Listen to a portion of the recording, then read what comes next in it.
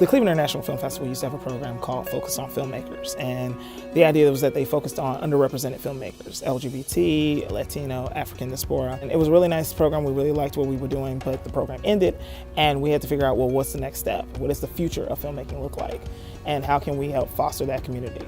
So they proposed this idea of, connecting students that are interested in filmmaking to the visiting filmmakers that arrive at our festival. Ciff² stands for Cleveland International Film Festival, Connecting and Illuminating Future Filmmakers. These are students that I've worked with before. They see a film and then they have a private Q&A session with the visiting filmmaker. Each student is responsible for creating a short documentary about their experience here.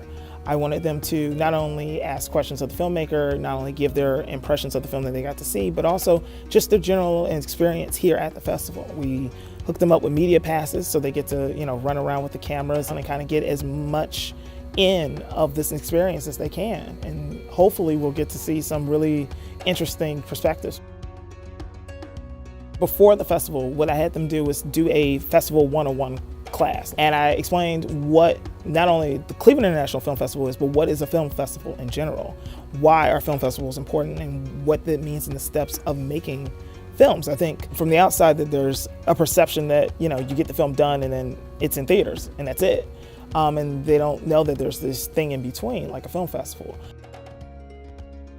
It's really cool to me to be able to meet filmmakers and to work with them and speak to them face to face. Speaking to directors would actually make you realize if you wanted to pursue film or not. I've learned that filmmaking takes a long time. Almost all the directors that we've talked to, they were like, yeah, I have ideas and concepts that I wrote about in college, and I pulled out those notebooks, and the first concept of this film came about 10 years ago, 15 years ago. I think the shortest documentary that we talked to someone about was done over the course of a year, which that's insane to me because everything in high school it has to be done in the course of a week. The Ciff² students and I went and spoke with Carla and did a Q&A with her, in which I was able to ask her questions on her film and what made her decisions and stuff, and it was just a nice experience to learn about it.